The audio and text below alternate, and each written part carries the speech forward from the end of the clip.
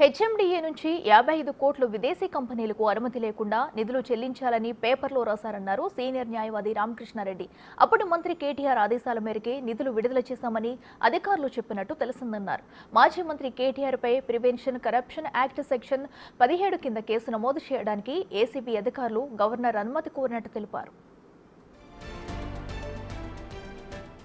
ప్రభుత్వంలో పనిచేసే అధికారులకు, మాజీ మంత్రులకు, ఎమ్మెల్యేలకు సెక్షన్ 17A, సెక్షన్ 197 సిఆర్పిసి రక్షణగా ఉంటుందన్నారు. వారిపై కేసు నమోదు చేయాలంటే గవర్నర్ అనుమతి తప్పనిసరి అని స్పష్టం చేశారంటున్న రామకృష్ణారెడ్డితో మా ప్రతినిధి సురేష్ ఫేస్ టు ఫేస్.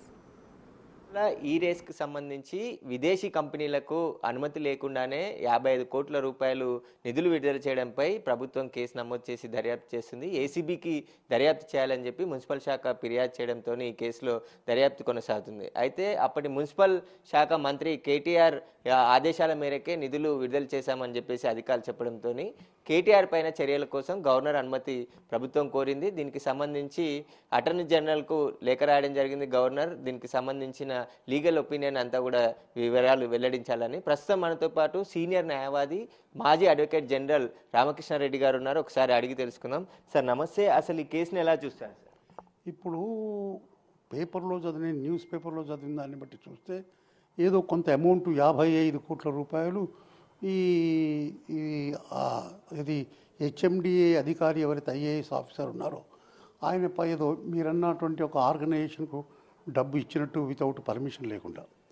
అయితే అతన్ని అడిగితే అతను ఏమన్నాడంటే మీరు కన్సర్న్ మినిస్టర్ గారు చెప్తే నేను ఇచ్చినానని చెప్పినట్టు విన్నాను, చూసినాను. అయితే దాని గురించి ఇప్పుడు ఏసీబీ వాళ్ళు అతన్ని ప్రాసిక్యూట్ చేయాలి, అది అఫెన్స్ అవుతుంది, అది ప్రొహిబిషన్ ఆఫ్ కరప్షన్ యాక్ట్ కింద, ప్రివెన్షన్ ఆఫ్ కరప్షన్ యాక్ట్ కింద అనేటువంటి పద్ధతిలో వాళ్ళు కేసు రిజిస్టర్ చేయాలి, నమోదు చేయాలనేటువంటి దాని కింద గవర్నర్ను సెక్షన్ 17A కింద పర్మిషన్ అడిగినట్టు మనం చూస్తున్నాం. అయితే సెక్షన్ 17Aనే కానీ లేకుంటే 197 సిఆర్పిసి కానీ దీని కింద ఇప్పుడు ఎమ్మెల్యేలే కానీ లేకుంటే ఫార్మర్ గతంలో పనిచేసిన మంత్రులే కానీ ప్రస్తుతంలో ఉంటున్న మంత్రులే కానీ వీళ్ళందరూ ఈ పబ్లిక్ సర్వెంట్స్ అనేటువంటిది డెఫినేషను ఫస్ట్ టైం సుప్రీంకోర్టు 1988లో అంతులే కేసులో చెప్పింది. అంటే పబ్లిక్ సర్వెంట్స్ అంటే వాళ్ళు ప్రభుత్వం కొరకు పనిచేసేటువంటి అధికారులు కనుక ఈ సెక్షన్ 17Aనే కానీ లేకుంటే 197 కానీ వాళ్ళకి ఇది ప్రొటెక్షన్ ఉంటుంది. గవర్నమెంట్లే కానీ ఏజెన్సీలే కానీ ప్రాసిక్యూటింగ్ ఏజెన్సీలే కానీ అనవసరంగా ఈ అధికారులను, మంత్రులను, ఫార్మర్ మినిస్టర్స్ను ప్రాసిక్యూట్ చేయకుండా తగినటువంటి ప్రొటెక్షన్ ఇవ్వడానికి హయ్యర్ అథారిటీ అంటే అపాయింటింగ్ అథారిటీ. గవర్నమెంట్ సర్వెంట్స్ కంటే వాళ్ళ అప్రాప్రియేట్ అథారిటీ చీఫ్ సెక్రటరీ కానీ కలెక్టరే కానీ ఇటువంటి వాళ్ళందరూ అపాయింటింగ్ అథారిటీ ఎవరు ఉంటారో వాళ్ళు ఎగ్జామిన్ చేసి పర్మిషన్ ఇవ్వాలి.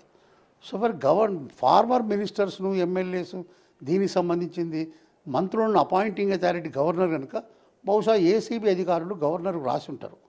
గవర్నర్ ఏం చేశాడంటే మళ్ళీ ఇదంతా కేటీ రామారావు గారు కూడా కొద్దిగా మినిస్టరే కాకుండా రెండవది పలుకుబడి ఒక ప్రజల్లో ఆదరణ కలిగినటువంటి వ్యక్తి కనుక గవర్నర్ అనుకోవచ్చు నేను బిఫోర్ పర్మిషన్ ఇచ్చే ముందు లేకుంటే పర్మిషన్ రిజెక్ట్ చేసే ముందు దీని యొక్క సాధ్యాసాధ్యాల గురించి లీగల్గా ఉండేటువంటి ఒక విషయాల గురించి అటార్నీ జనరల్ అడ్వైజ్ తీసుకుంటే బాగుంటుందని గవర్నర్ ఆలోచించవచ్చు.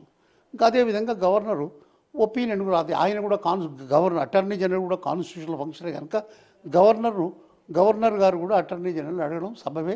గవర్నర్ అడిగి ఉంటారు. దాని మీద ఆ అటార్నీ జనరల్ గారు ఇచ్చేటువంటి ఒపీనియన్ బేస్ చేసుకుని గవర్నర్ తన డిస్క్రిషనరీ పవర్ను ఎక్సర్సైజ్ చేసి పర్మిషన్ ఇవ్వచ్చు, లేకుంటే పర్మిషన్ రిజెక్ట్ చేయొచ్చు. తప్పకుండా పర్మిషన్ ఇవ్వాలనేది ఇక్కడ లేదు.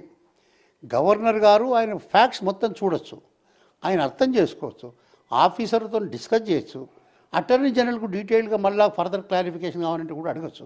అడిగి ఈ ప్రాసిక్యూషన్ ఏదైతే కేటీ రామారావు గారి మీద చేయడానికి ప్రపోజ్ చేస్తున్నట్టు మనం పేపర్లో అయితే చదువుతున్నామో అది కరెక్టేనా, అది నిజమేనా, అది అతను వాస్తవంగా అందులో ఇన్వాల్వ్మెంట్ ఉందా, అతను చేసినటువంటి ఇల్లీగాలిటీ ఉందని గవర్నర్ తన విచక్షణ అధికారాలను వినియోగించి పర్మిషన్ రిఫ్యూజ్ చేయొచ్చు, పర్మిషన్ ఇవ్వచ్చు. అంటే ఒకవేళ గవర్నర్ అనుమతి ఇవ్వకుంటే ఈ కేసు ముందు కదిలే అవకాశం ఉందా? లేదు. గవర్నర్ పర్మిషన్ ఇవ్వకుంటే నిన్ననే నిన్న మొన్ననే పేపర్లో చూసాం, సుప్రీంకోర్టు అనేక కేసుల్లో ఏం చెప్పిందంటే గవర్నర్ అపాయింటింగ్ అథారిటీ పర్మిషన్ ఇవ్వకుంటే వాళ్ళు case section 17A prevention of corruption act కింద వాళ్ళు కేసు రిజిస్టర్ చేయడానికి కూడా వీలు లేదని 2018లో ఒక అమెండ్మెంట్ వచ్చింది. అంతకుముందు కేసు రిజిస్టర్ చేసి తర్వాత పర్మిషన్ తీసుకున్నారు. ఇప్పుడు కేసు రిజిస్టర్ కంటే మొదలే పర్మిషన్ తీసుకోవాలనేటువంటి ఏదో అమెండ్మెంట్ వచ్చిందని అంటున్నారు. అందువరకు అమెండ్మెంట్ ప్రకారంగా ఒకవేళ గవర్నర్ గారికి పర్మిషన్ ఇవ్వకపోతే కేసు రిజిస్టర్ చేయడం కొద్దిగా కష్టమైనటువంటి విషయం.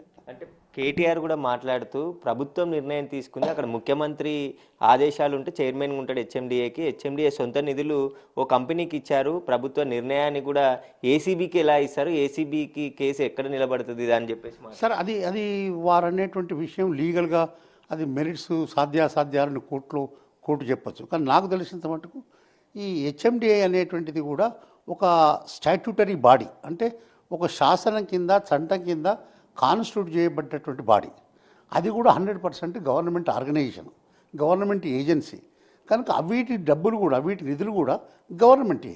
కనుక అది ఏదో స్వతంత్ర ప్రతిపత్తి సంస్థ కనుక ఆ డబ్బులు ఇష్టం వచ్చినట్టు ఖర్చు చేయొచ్చు అనేటువంటిది అది కరెక్ట్ కాదు. అది కూడా government has to protect that హెచ్ఎండిఏని కూడా గవర్నమెంట్ పరిధిలోకి వస్తుంది.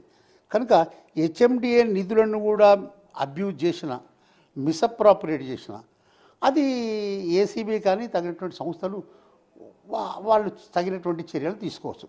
మీరు లేదు స్వతంత్ర సంస్థ అనేటువంటి ఎక్కడ ఏం లేదు.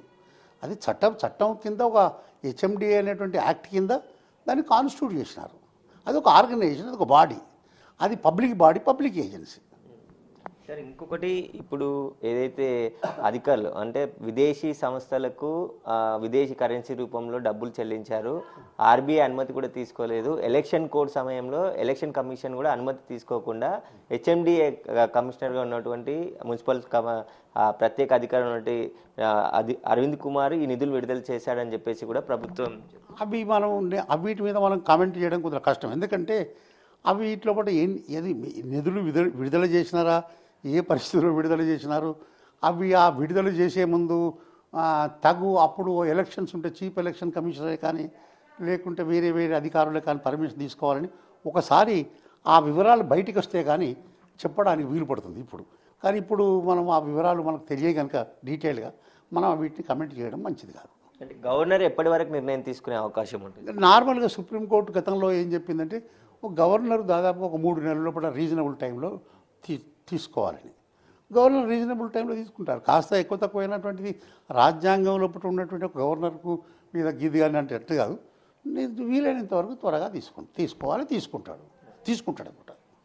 అట్లా అయితే గవర్నర్కి సంబంధించి ఆయన నిర్ణయం అంటే విచక్షణ అధికారం ఉంటుంది కాబట్టి 3 నెలల్లోపు ఏ నిర్ణయం అయినా అనుమతించవచ్చు లేకపోతే అనుమతి నిరాకరించవచ్చు అనేది కూడా గవర్నర్ విచక్షణ అధికారానికే ఉంటుంది. కాబట్టి గవర్నర్ నిర్ణయం మేరకు ఏదో సెక్షన్ 17 ఏదో ప్రివెంటివ్ యాక్ట్ ఉందో దానికి సంబంధించి చట్టంలో కేసు నమోదు చేయొద్దా అనేది గవర్నర్ నిర్ణయం మేరకే ఉంటుందని చెప్పేసి కూడా సీనియర్ న్యాయవాది చెప్తున్నారు. కెమెరామెన్ సీనుతో సురేష్.